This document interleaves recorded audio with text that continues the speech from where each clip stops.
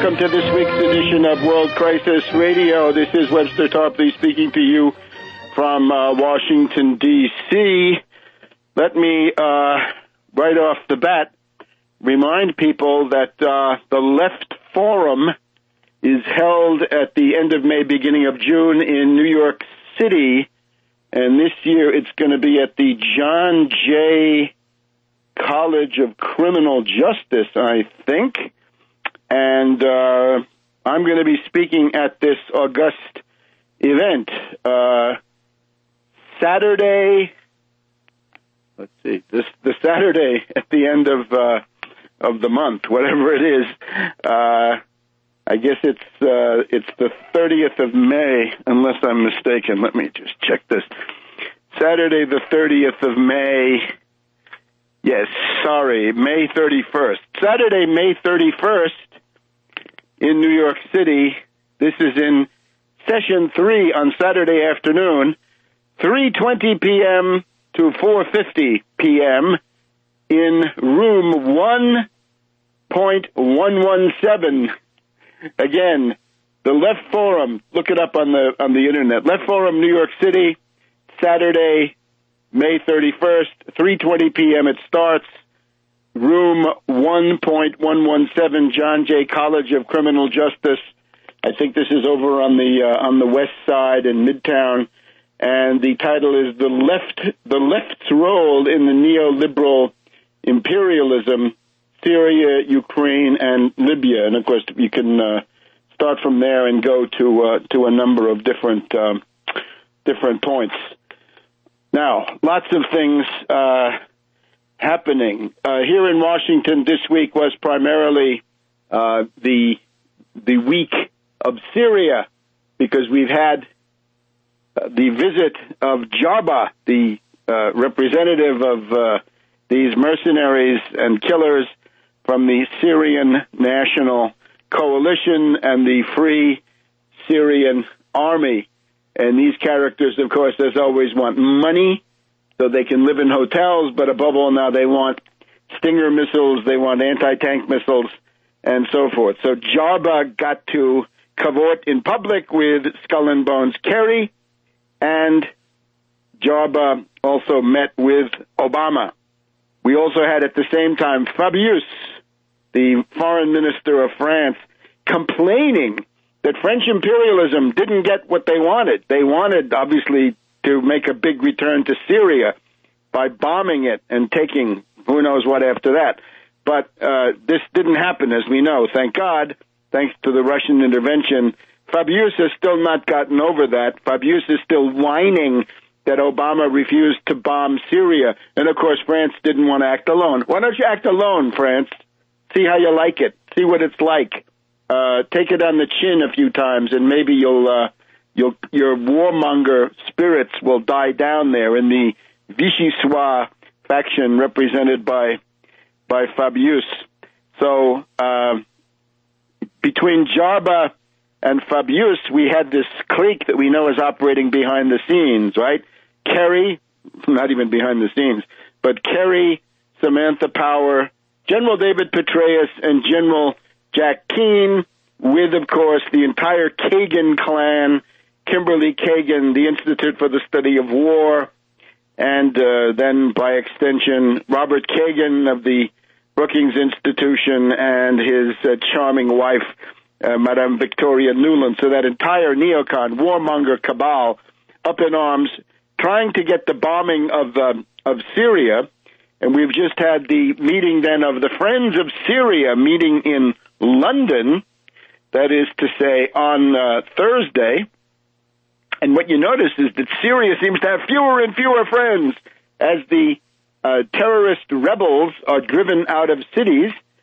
This past week, we have the definitive end of the fighting around the city of Homs, and I congratulate Homs on having held out in the cause of civilization and having asserted civilization over barbarism by driving out the terrorist rebels. Unfortunately, the fact that those rebels were able to transfer themselves out has led to some momentary deterioration in the Aleppo area, because they had to go somewhere, and I guess they decided to go back to the battlefront. But that will not, I trust, last too long, especially with Bandar transferring his fighters into Ukraine, as we know. So there's no formal statement in the U.S. press that the U.S. has decided to send in these sophisticated weapons that the rebels have been demanding the entire time. And remember, the Slaughter plan, Anne-Marie Slaughter, nomen est omen, has been demanding behind the scenes, you want to strike Putin, you've got to do it through Syria. It's too dangerous to do it in Ukraine. Okay, I know you're reluctant, says Anne-Marie Slaughter, so therefore we're going to counterattack Putin in Syria by depriving him of his ally there. This is all absolute insanity, and of course, it simply stokes the fires of terrorism, which the U.S. is supposed to oppose. And the fear in some of the coverage of this Syria week here, the fear, of course, that lots and lots of terrorist crazies are going to be coming back to the U.S. is everywhere. Now, concerning Ukraine, London Economist editorial here last week, what would America fight for? With a nice eagle on the cover of the May 3rd to May 9th London Economist. Well, what would the U.S. fight for? I tell you, national defense. Defense against foreign attack, I guess. But not for the kinds of geopolitical manipulations that the city of London has been inflicting on the world for about 400 years. So the meddlers of London, just like the meddlers of Paris with Fabius, are invited to shut up or put up or shut up. Very unlikely that any of these Weltmachtruinen, these ruins of ex-world powers, are likely to do anything alone or even the two of them together. The U.S. line is now that Moscow is somehow responsible for the success of the Ukrainian elections in 2 weeks, the Ukrainian fascist clique. And we know now that the son of Biden, not Beau Biden, but the younger son of Vice President Biden, is on the board of a Ukrainian gas company. You can get the details on this off my Twitter page. And so we've got absolute rampant nepotism, conflict of interest, corruption. A friend of the Kerry Heinz family is also on the board, and the son of Joe Biden. So these people are cashing in. And, of course, the demand for sanctions will raise the price of gas in Ukraine so that these characters can carry out primitive accumulation against the Ukrainian population. There is a report from the United Nations on Ukraine, which obviously whitewashes that massacre in Odessa 2 weeks ago. We're getting all sorts of reports. One interesting report is this telephone conversation where we learn from two friends of Kolomoisky that the oligarch Kolomoisky is the one who sent in some of the teams that eventually did much of the killing.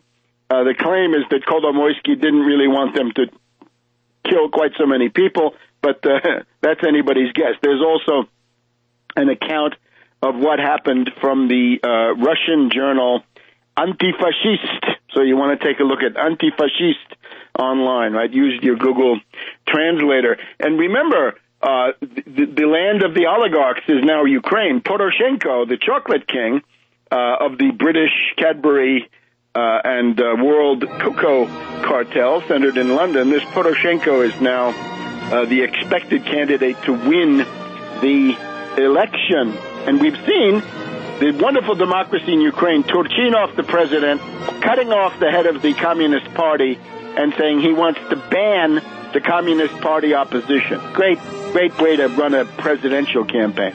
Back in a minute. Welcome back to World Crisis Radio. So remember, Left Forum, New York City, on Saturday the 31st of May, John Jay College. I'll be starting in a panel at about 3:20 in the afternoon. So if you're in the metropolitan area, then Of course, you're invited to drop by.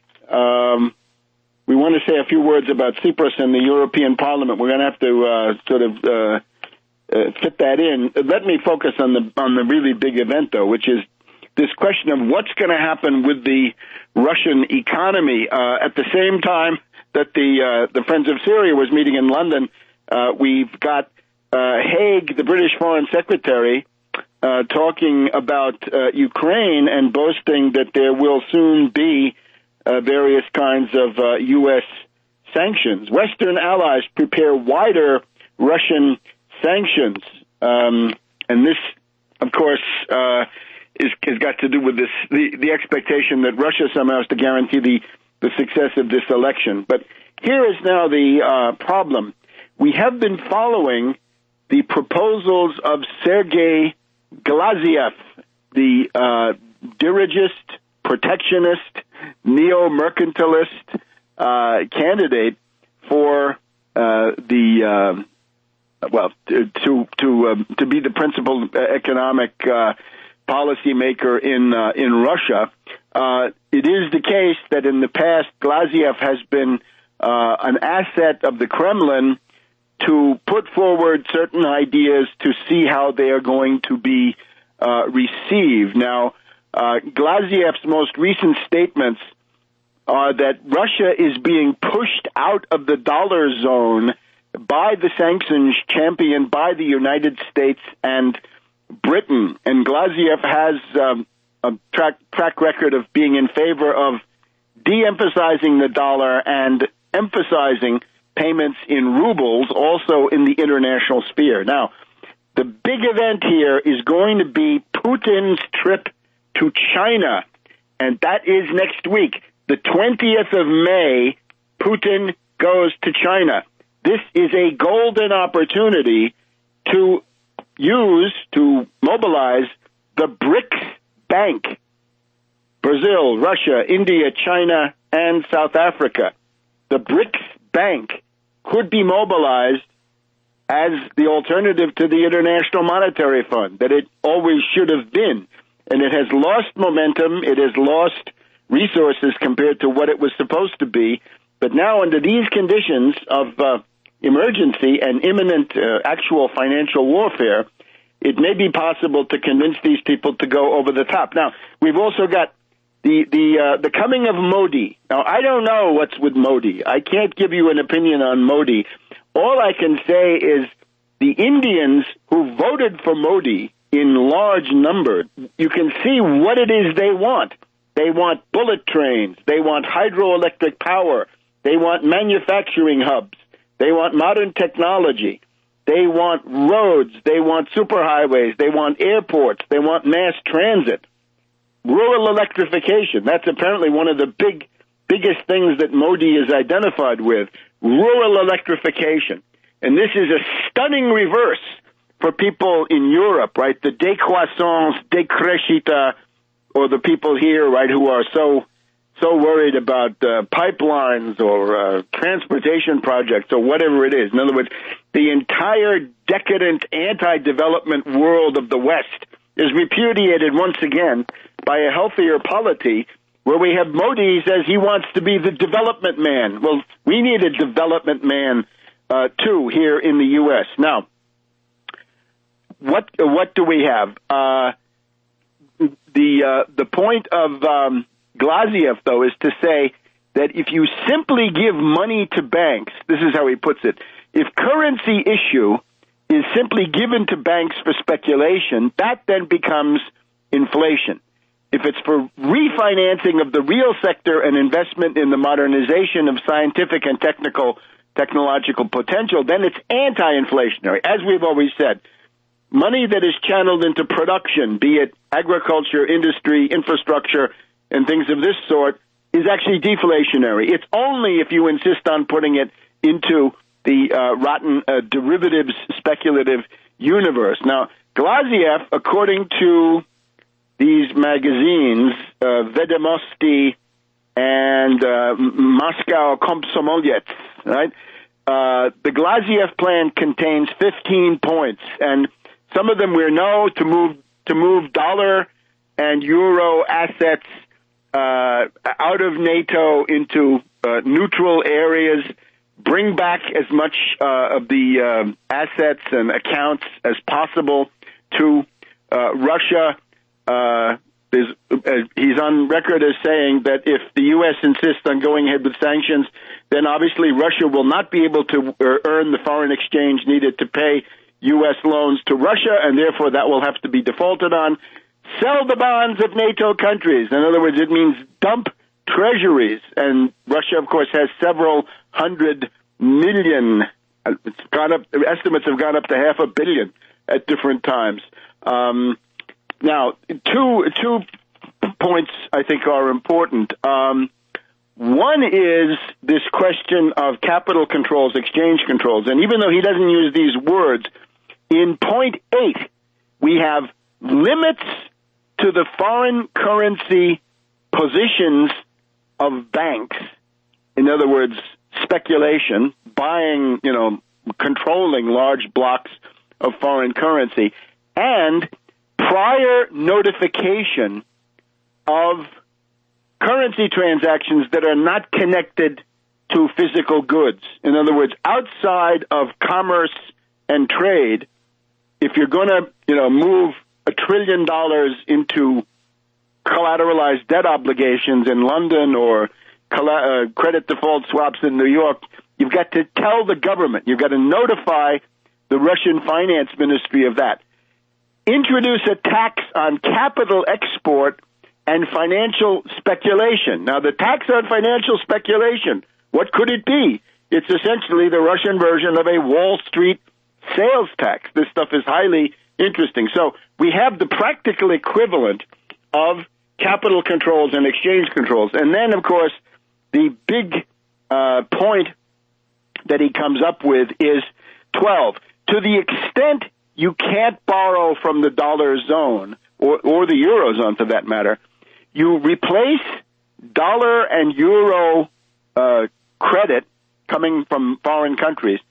And for state corporations and state-owned banks, you replace those with ruble loans. In other words, national credit coming from the Russian central bank. And the goal here is he wants to channel this through the VEB bank.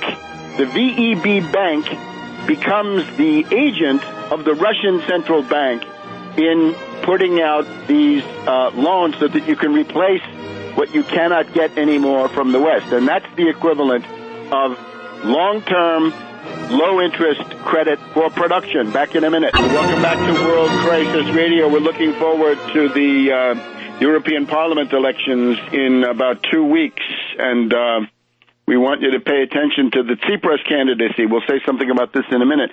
But right now, here in the U.S., we've been highlighting the case of Reverend Edward Pinkney of Benton Harbor, Michigan, and how he has been harassed, jailed, in effect, put under house arrest by the police state set up there by Governor Snyder. And now we see that this is a pattern. The same dirty M.O. that was used against Reverend Pinkney has now been used against Congressman John Conyers, one of the deans of the Black Caucus and one of the pillars of the Democratic faction there in the House of Representatives. And there's an attempt to throw him off the ballot, and using precisely these technicalities. The American Civil Liberties Union has announced an attempted lawsuit to remove the necessity of having the witnesses, the people who gather signatures for an election petition. You wouldn't have to be a registered voter in order to do that. They're trying to get Congressman Conyers on the ballot, but I want to go now to Reverend Pinkney, get an update on his situation and how he sees now that his case is not isolated, but a broad pattern of fascism in Michigan in particular. Are you there, Reverend? Yes, I am, Webster. I tell you, I'm excited today. I tell you, every single day, Webster, is a battle here in the state of Michigan. Fascism is here. They're taking over everything in this city and trying to neutralize the people. What happened to John Conyers is really criminal. You see, what they doing to him, they know it's wrong. But the people going to have to stand up, Webster, and say no more. Until they do that, we're going to continue fighting this battle. Okay, well, what's the immediate situation with your case, and then we maybe go on to counter moves on the Conyers front. Absolutely. Let me say this. On last Thursday, we filed a criminal complaint against Mayor James Hightower. And what happened is amazing. We know that he manufactured the evidence to start the investigation to stop the election for May 6th. We know that. That's a fact, because we have the evidence to support it. We sent the evidence to the prosecutor office. We sent it to the judge who set aside the election. We sent it to the election board, the attorney general, and the Justice Department. We have not heard back from the Justice Department, nor have we heard back from the prosecutor. So on Monday, we're calling a press conference. We're going to let the people know about this mayor who supports the corporations, who support Whirlpool here in the city. And we're going to challenge them to either arrest this man or release me. You got your choice. Either arrest Mayor James Hightower for manufacturing evidence or release Reverend Pinkney right now. That's the only options you have, because they have the evidence to support what we're saying. Yet and still, they're trying to hold out to get this PGA in. See, this PGA is big business for them. They get the TV rights, and the city of Benton Harbor suffers. We get nothing. We have to pay for security. We have to pay for all these other things. And yet and still, they're talking about what they're doing. That's why we have to fight them. We have to show them what we're capable of doing and continue to fight. But the last note I'm going to say about this, we got them on the run, Webster. Mm-hmm. We got them on the run like never before. They never dreamed that this would happen. All right, Reverend, let's repeat how people can help you directly. You got legal fees. How many days have you now been held under house arrest? I have been held for 22 days. 22 days. This 22 days under house arrest. 22 days I could not use my computer. 22 days where the sheriff department patrolling my home. Every hour they're patrolling my home, trying to find out what I'm doing and what I might be doing, and trying to silence me completely. But here's how they can help me. You can mail a check to Banco, BANCO, 1940 Union Avenue, Benton Harbor, Michigan, 49022. That's Banco, BANCO, 1940 Union Avenue, Benton Harbor, Michigan, 49022. Or you can go to my website, bhbanco.org, bhbanco.org. You can push a button and you can donate right online. And I tell you, Webster, I'm excited. I tell you, this is the first time probably in the history where we think we got them where we want them.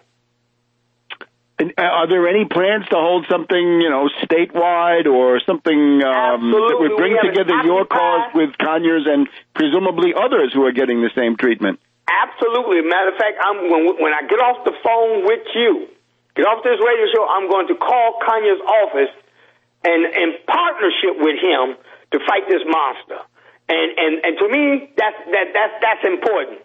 Also, we haven't occupied the PGA May 24th here. We're having a mass demonstration, and we're going to combine John Conyers issues with Reverend Pinkney issue, Detroit issue with Benton Harbor issues, and we're going to merge them so people can understand that we're here and we're here for each other. And I'm sure that that's happening to other people, right? Maybe who don't have the publicity or the organization that you have, and certainly what Conyers has. Oh, absolutely. It's happening all across the country. Very few people are able to fight back. You can't fight this. See, when you fight back, you're fighting against the house. It's like going to a gambling casino. You see, and you're fighting against the house. They always say the house wins. But we're going to show them that we can stop this house. We can beat the house. And we're going to do it anytime something like this come up. I am 100% in support of John Conyers. And I want him to know that. I've been knowing him for years, and he don't deserve this. But the power to be... Briefly, we have limited time, but any media there, anywhere in Michigan, Detroit, Lansing, Benton Harbor, where you are, has any media put this stuff together and sort of sounded the alarm? Oh, absolutely not. The corporate media will not listen. What they're saying, they're trying to demonize, actually, John Conyers. They're demonizing him. You know they're going to demonize me, but John Conyers? Yeah. Yeah, that's incredible. Who would believe that they would go out of their way to demonize a man like John Conyers? It just doesn't add up.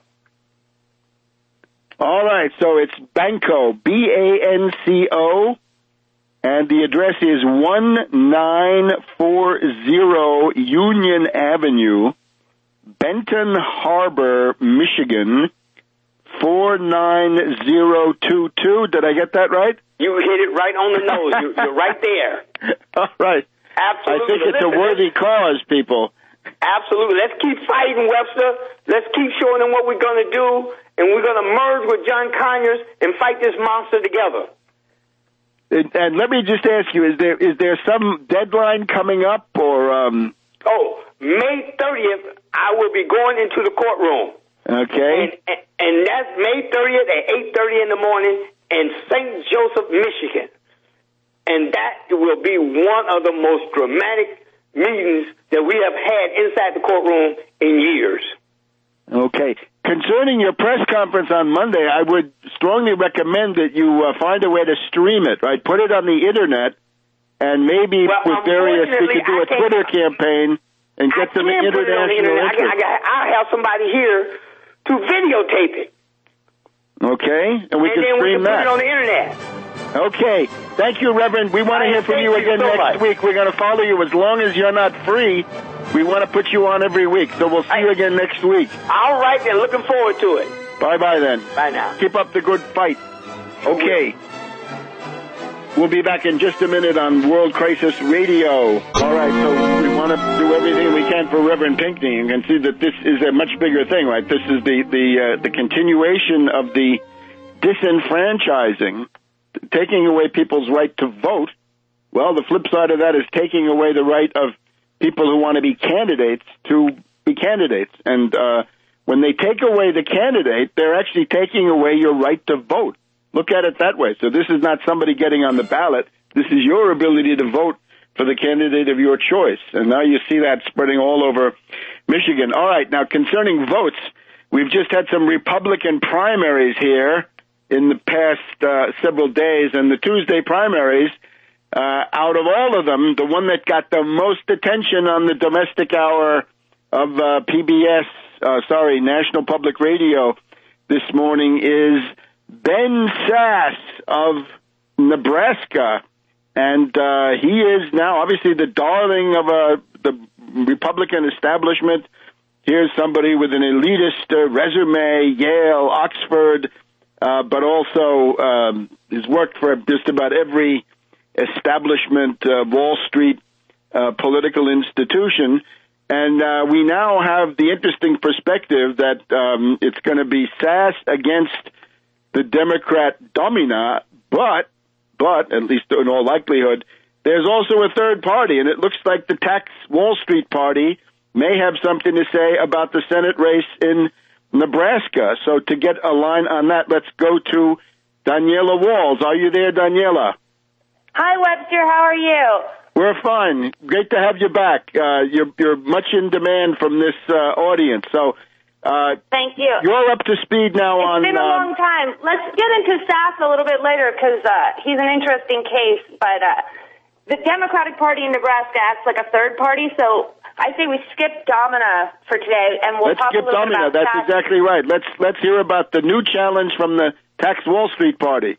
Yeah, so, if we have time, we'll get into Sass at the end, but I know we have limited time. But we have a campaign headquarters downtown in Lincoln here, and I think we're running an historic U.S. Senate campaign. Dan Burdorf is the Tax Wall Street Party candidate. You better spell that name. Dan, B-U-H-R-D-O-R-F. I'm sorry. Dan, B-U-H-R-D-O-R-F. Dan Burdorf is the candidate.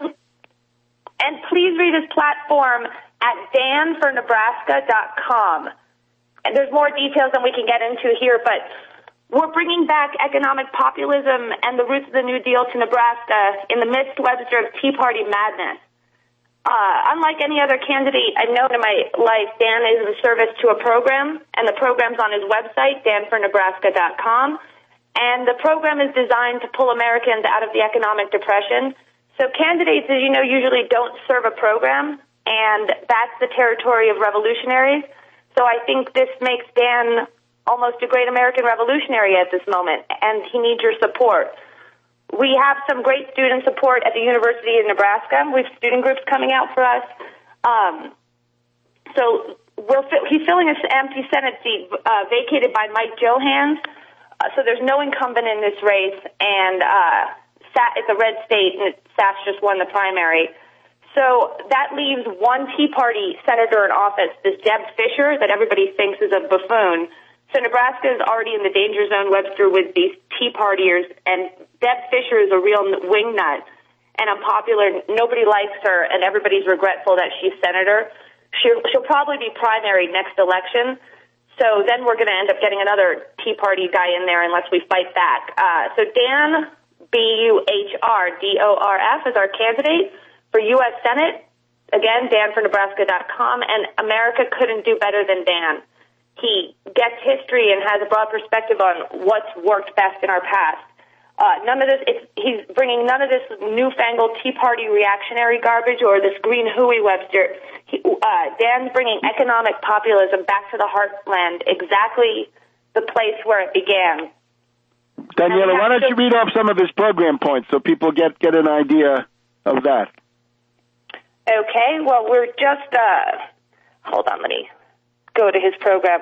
Well, tax Wall Street, not Main Street, and so building a new infrastructure, taking back the Federal Reserve, restoring American industry and family farms, fixing Obamacare, making college affordable, and what Dan's really excited about is a global peace race, and bringing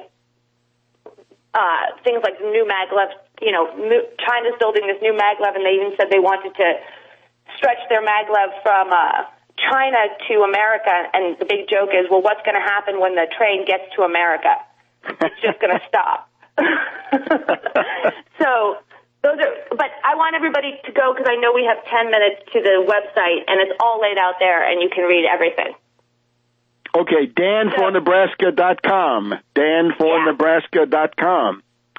And can you just walk them through if they want to be among the first to contribute to this effort? Exactly. Most important is that SAS, like you said, just won the primary, and he's totally Wall Street funded. He's not an outsider, as he claims. And at the moment, we're struggling to do all this with no money, and while still making progress, but it's been just volunteerism and grassroots support. But we could do so much with a few dollars. SAS, as a candidate, has always been like a blue-chip prospect for Wall Street waiting in the wings. I went to the donor list and on the federal election website, and his first donor, everybody can do this, but his first donor is Chase. Second is Goldman Sachs, Webster. So his biggest overall donor as well, and you know a lot about this because I've heard you talk about it before, but his biggest overall donor coming in at almost $1 million is the Club for Growth. And you've talked about them on your show. The Koch brothers, I believe this to be correct, funds the Club for Growth. And it's part of what we're calling here the Koch brothers plantation plan for Nebraska, which is to turn Nebraska into a Koch state, just like Kansas, like you said, is with Senator Brownback. So like I said, we're going up against a wall of Wall Street money and Koch brothers money. A wall of money. A wall of money, yeah. Wall Street and Koch brothers money. So all the donations are public information on the federal election website. Anybody can go take a look. If you just go to the FEC.gov, you can type in Benjamin Sass's name for yourself and take a look. People need to start doing this. It's just one Wall Street bank after the next. It's obscene. Then think about whether, I guess, you want your name to appear forever on Dan Burnham's Tax Wall Street Party with the donors. If you donate to them, you have the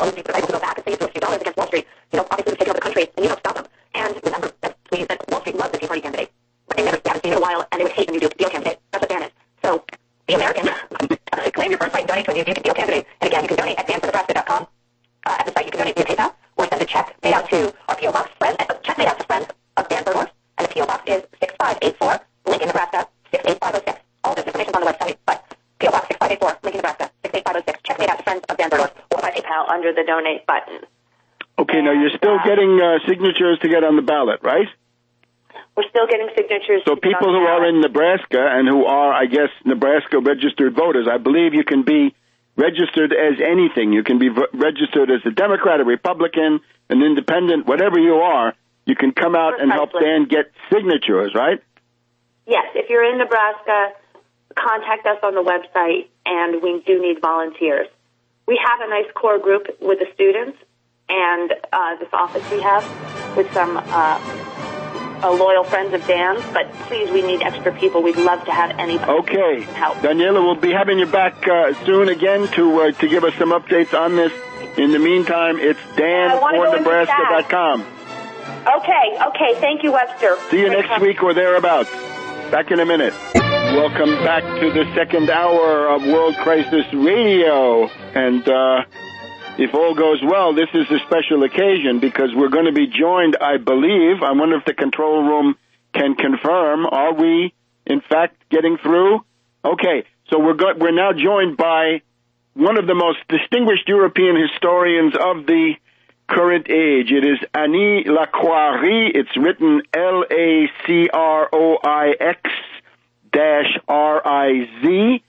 She is Professor Emerita, I believe, at the University of Paris 7. Yes. She is one of the most successful and noted mavericks in the entire world of historical research in Europe, and in particular, nice of you. Two books that I would like to point to. Right, one is called "The Choice of Defeat." The thesis here is essentially that the French ruling class, the financiers of the Bank of France and the Banque Worms, W-O-R-M-S, written Worms, that group in Paris deliberately wanted Hitler to defeat France in the spring of 1940, and that they used their two organizations, the so-called Synarchists or Synarchy organization, high-level group, and then the operative arm of that known as the Cagoule, the hooded gang, right? And we've talked in the past on this show about how the people who wanted to overthrow Roosevelt in the 1930s were learning lessons from the 1934 attack on the French National Assembly. She's got another book called From Munich to Vichy, which is a story about how the French Republic was destroyed, Hitler from the outside and this French pro-fascist group from the inside. She has also written about the role of the Vatican, Pius XII, and other forces in promoting the rise of fascism in Europe. She's written, I believe, 2 books on the corruption of the historical profession in our time. And the thing that I wanted to start with, I hope we can get to talk about a number of those points, but the first one has to do with Ukraine and the so-called Holodomor, the idea that there was a deliberately created genocidal famine in Ukraine in, 1933, 1934, and that this had been politically imposed by Stalin and others. And she finds that, let's get her to tell us. Welcome, Madame Rie. Hello. Hello, we're so happy to have you. I'm happy too. So please tell us now. Let's start with the Holodomor and your research on that. It's not specifically my study, but once with my students, I had to publish or to give them original texts about the situation in Russia and, of course, Ukraine in the 30s. And I discovered in diplomatic papers that what was called the Ukrainian famine was appeared very differently in these papers. because so I wrote no book, but I spoke of the problem in my last books. But I made no book about that. It's on my website, a text of 60 pages with the diplomatic papers and my critics about the papers. You know, it's a critical presentation of diplomatic papers. And it may be described as I'm going to try to do. There was in Ukraine, in Soviet Union, and mostly in Ukraine, but not only in Ukraine, there was a very severe drought, a double problem for harvest. A very severe drought in 1933, very severe drought, not only in Ukraine, but in the south of Soviet Union. And, of course, the harvest was severely diminished by this drought. And the social and political situation was still,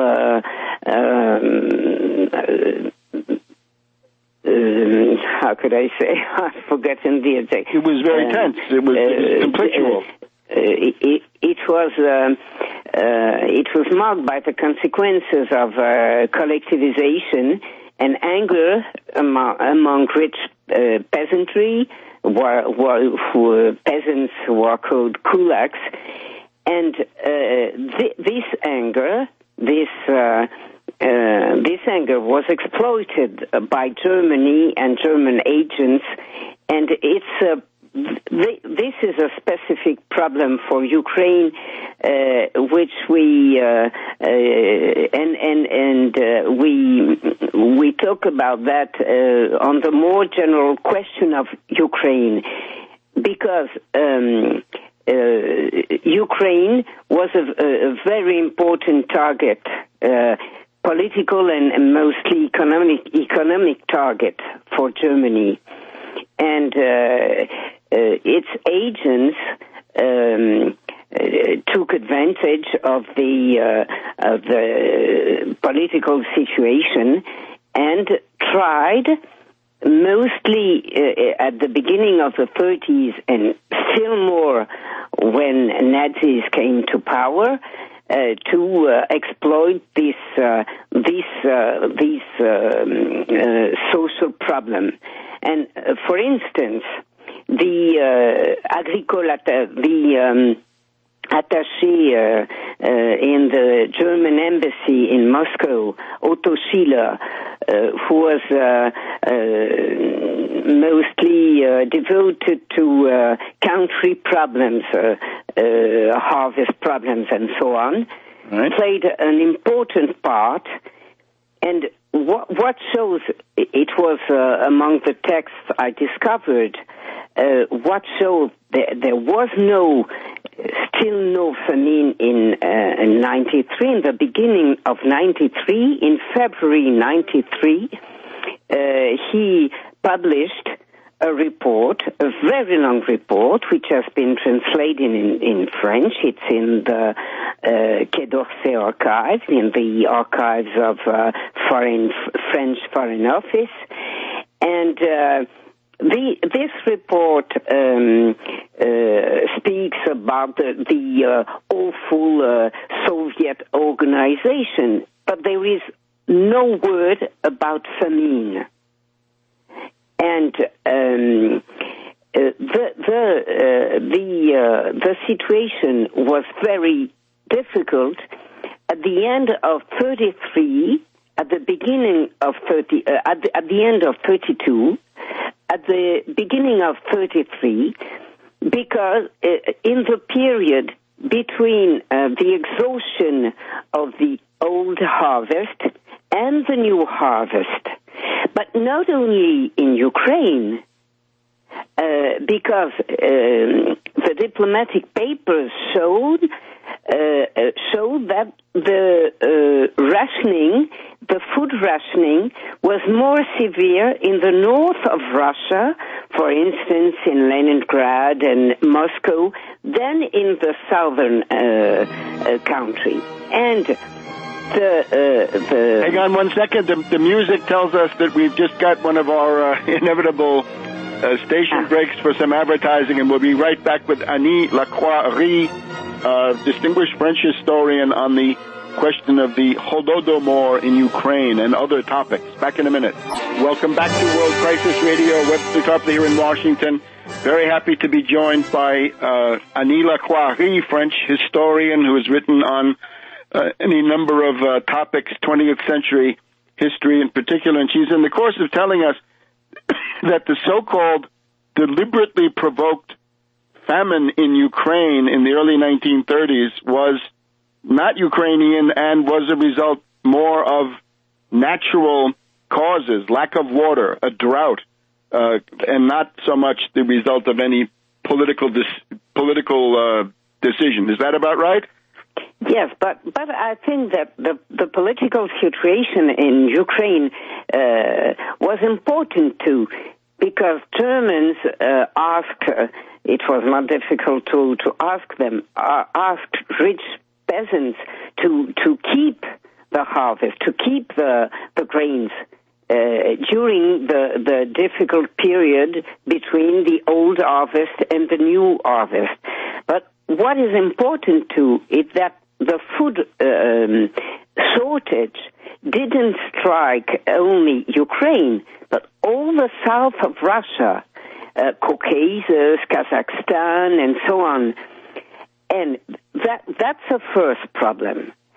The second problem is that we are sure, absolutely sure, that the difficult food situation really stopped in the summer of 1933 with a very good harvest in July 33. And what's remarkable is that the campaign, the political campaign, just began in the summer of 1933. And I think we might speak of the campaign, speaking generally of the Ukrainian question. And there's something very important which makes very nervous the historians who talk in France. I think of Nicolas Vert, who talk of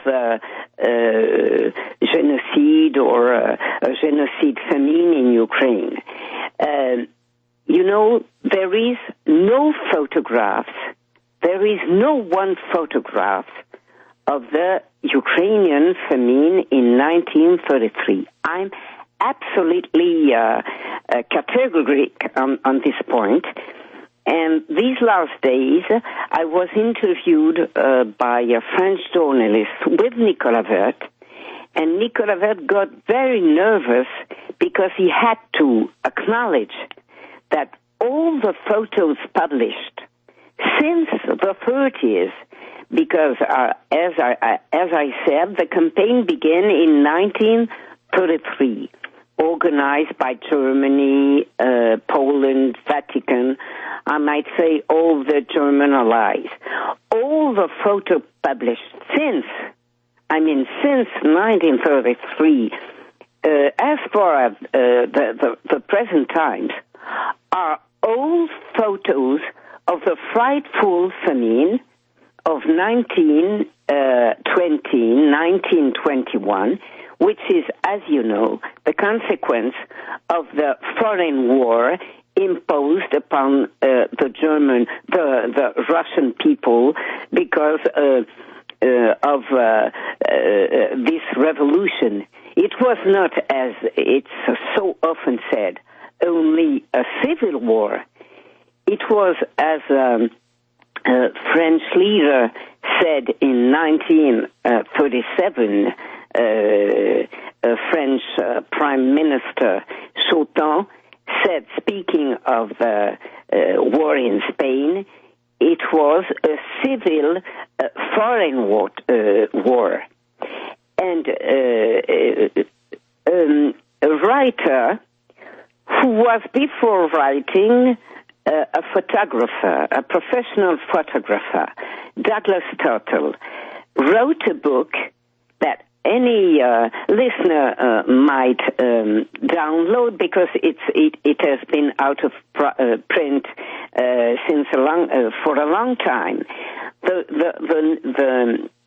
book is the name of the book. The title of the book is Fraud, Famine, and Fascism: The Ukrainian Genocide Myth from Hitler to Harvard.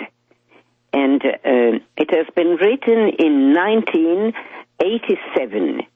You have the physical proof that no photo has been taken in 1933.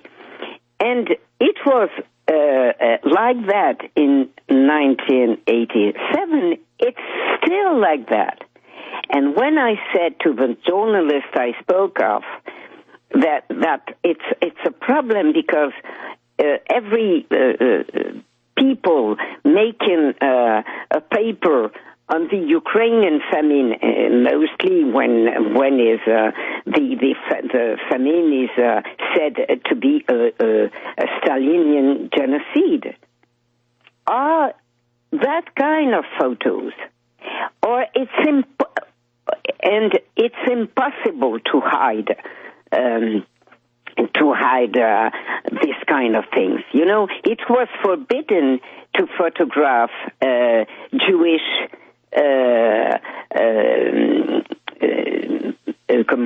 slaughter. It was absolutely forbidden. We have millions of photos. There is no event, even strictly forbidden for photographer. There is no event in the 20th century that has not been photographed. All right, the story of the famine... It's a problem. The myth of genocide cannot settle, you know. And I show the listener may read on my website, of course in French, but they may read the 60 pages of text and critics I've published on the thing, and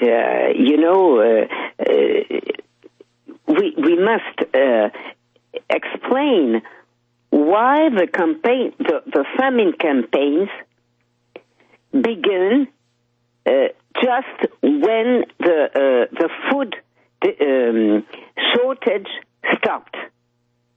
There was no famine in 34, 35, 36. It was over, you know, and that's the problem of the political campaign.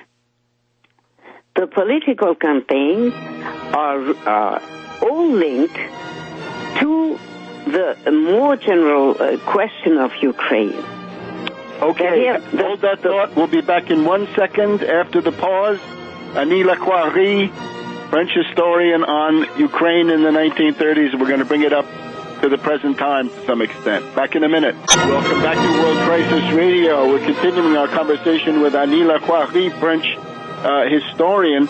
So what we've come to now is that the deliberate famine in Ukraine is a myth, and it stretches from Hitler to Harvard.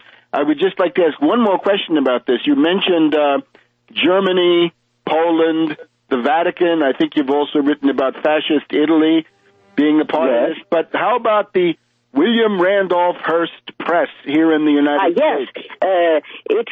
William Randolph Hearst was one of the leaders of this campaign, because this campaign was very hard in the United States and Canada mostly, and as almost as much as in Germany and its allies.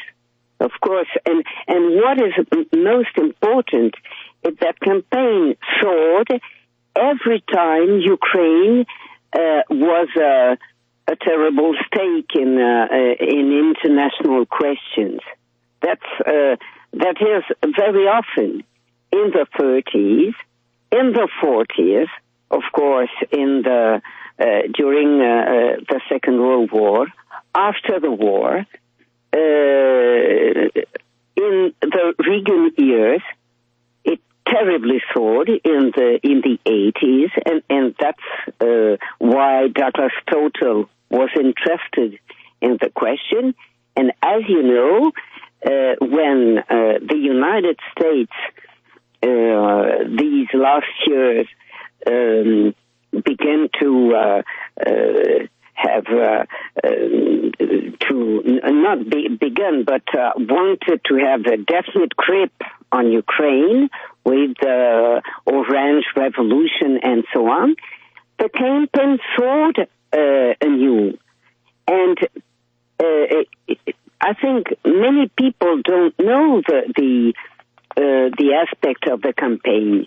You know, when I was attacked in these last years, because I had published these diplomatic papers, I was attacked by Ukrainian associations, which had a leader. The leader was the Ukrainian World Congress in Washington. Right. And this Congress, who had an official protection, led by Askold Lozinski, led a terrible campaign, not only an anti-Soviet campaign, but as in the situation of nowadays, the last month situation with anti-Semitic arguments, you know. In 2002, he wrote to the New York Times, to the magazine New York Times, this letter. It dates back to July 18, 2002. And he replied to a reader who had sent to the New York Times a letter about the myth of the genocide, of the Stalinian genocide, and that's what he wrote. Dear editor, reading what happened to Uncle Shmuel by a Jewish reader who talk about the terrible anti-Semitism in Ukraine, and mostly in Western Ukraine, which was not Soviet during the interwar, which was Polish at that time, you know, because Ukraine was severed, and a big part of it, the western part of it, went to Poland. And this is the famous city of Lvov. So Lvov was Poland. Yes, the western part, what has been called the Curzon line, right, which was the ethnic limit was not respected in the 20s, and with the protection of France, Poland, which was the leader of what was called cordon sanitaire, took a big part of Ukraine. And I come back to Lozinski. He says, I was struck in particular by Daniel Mendelssohn's statement that thanks to the Ribbentrop-Molotov Pact, the Soviets took over Western Ukraine in 1939, and the Jews there had 2 years of relative security. And that's what Lozhinsky replies. I only quote, the Soviet occupation of Western Ukraine, that is Polish Ukraine, in 1939 brought about the arrest and internment of tens of thousands of Ukrainians accused of patriotic activity. These Ukrainians were mostly Bandera Ukrainians, or the inheritors of the pogromists of the 20s. Right. When the Soviets, you will see the anti-Semitism of the writing. When the Soviets were forced to retreat from the invading Nazis in June 1941, they slaughtered their prisoners. That this was accomplished with the assistance of local communists, primarily of Jewish ethnicity, and so on and so on. All the rest of the letter is a slander against Bolsheviks who are Jewish, and the myth of a slaughter made by the Jews. Norman Davis, that is what we call in France revisionist historians, but in France the term revisionist is very negative. It's not the same meaning as in French, It mostly means negationist. Holocaust denial, in other words. Yes, who denied the existence of the ways of slaughtering Jews. Norman David, the renowned British historian, has concluded that no nation lost more people in the 20th century than the Ukrainian, to a large degree. This was a result of both communist and Nazi activity in Ukraine. The Russian and the Germans were savage, but the Jews were the worst. They betrayed their neighbors and did it with such zeal. It's a pure lie, as you know. And so what I think the general lesson is that we're seeing a return of Nazism and fascism under NATO, U.S. Yes. Auspices, and these are some of the things that they bring forward. Yes, it's the same kind of campaign we see today. The slaughtered are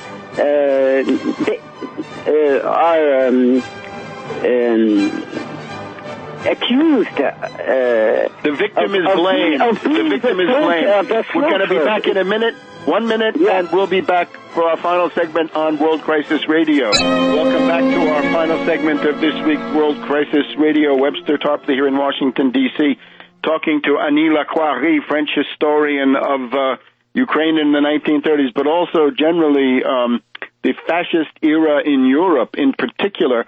I would like to shift, if we could, from Ukraine in the 30s to your general thesis that you've put forward in books like From Munich to Vichy, the Vatican, Europe, and the Third Reich, and the choice of defeat in particular. And the way we can do this, I hope, is I know it's Stepan Bandera that we've been talking about, the Nazi in Ukraine. There are probably 24 statues in Western Ukraine of Stepan Bandera, but in France, are there any statues of Marshal Pétain that you write about so much in these other books? Yes, but we we in France have no statues, but of course, many fans of Pétain were left very powerful at the end of the war, or after what we call the liberation. Right. And that's of course a difference between the situation in Western Ukraine and France today, because as we know, the rightist movements are come directly from the movements protected and fostered by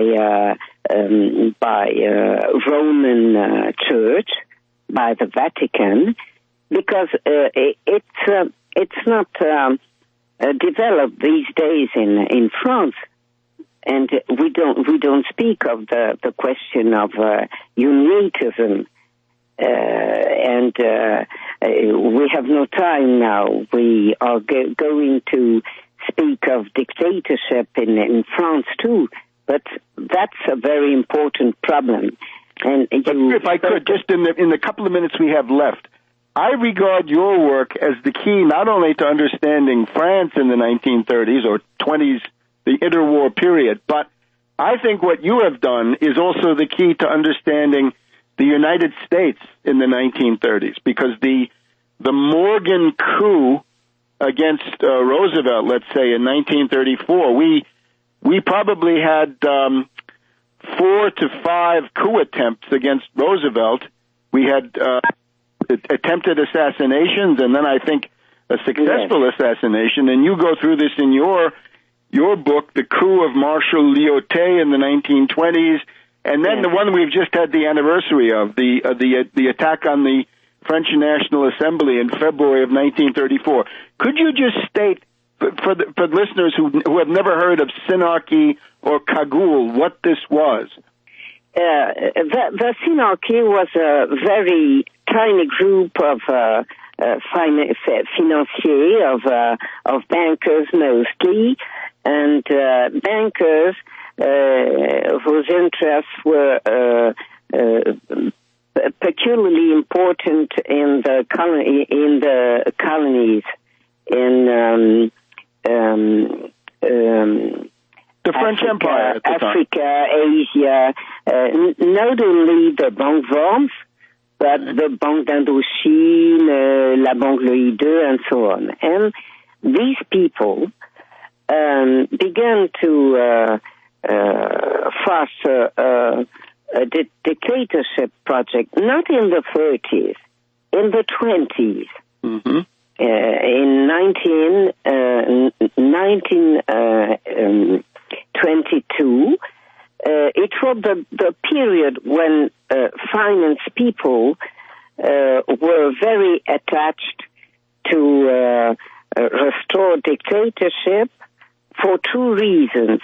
The crisis of the post-World War, the very difficult period from war economy to peace economy, and the deep anger of the Soviet Revolution, not only for ideological reason, but because Russia was a very precious treasure. You know, foreign capital had taken possession of Russia. All the modern economy was foreign, and not only French, British, German, American too. And these people wanted, in the crisis of the economic crisis of the 20s, to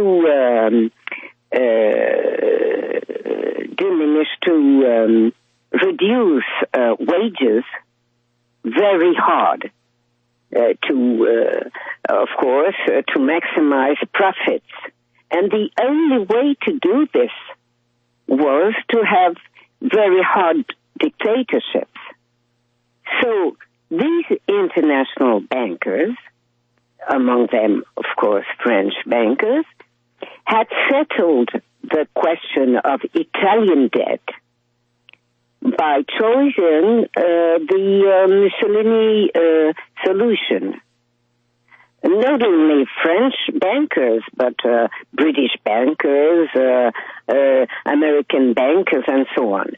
And it's in the year 1922, which was so important for the settlement of dictatorship in Europe, it's in that year that the Synarchy was founded. At the beginning, with 12 persons, 12 bankers.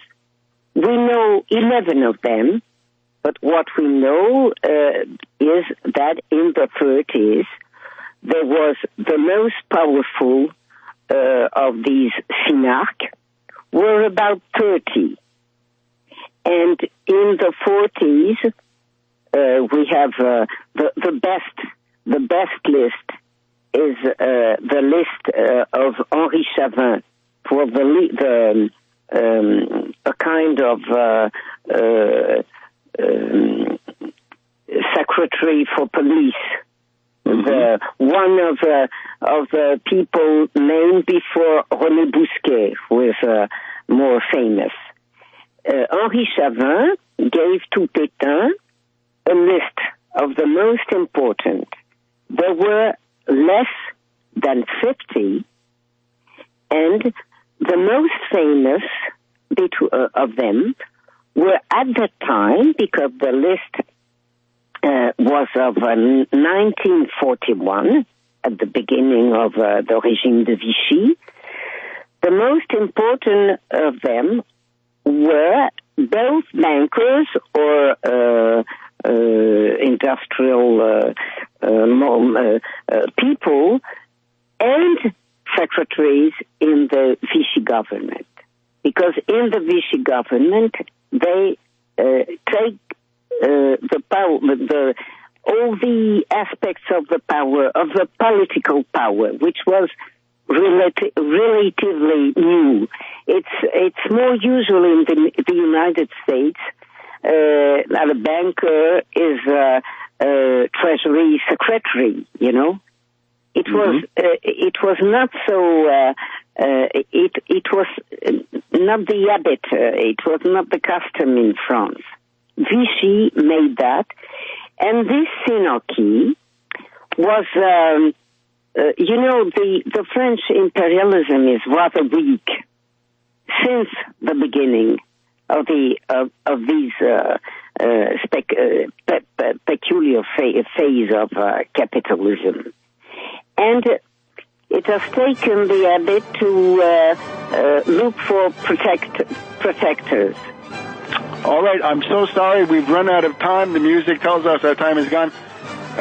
We've been honored to talk to Annie Lacroix. I hope we can get her back soon. Let me just tell you, if you want to try your luck reading some French, her website is called Historiography, and that is historiography as in English, except drop the Y at the end and add IE. So you get www.historiography.info, and there you can find the 60-page document, I believe, about the Holodomor. Thank you very much. We hope we can get you back soon, and we're sorry we didn't have enough time to finish as much as we wanted, but at least it's a good beginning. See you next week on World Crisis Radio.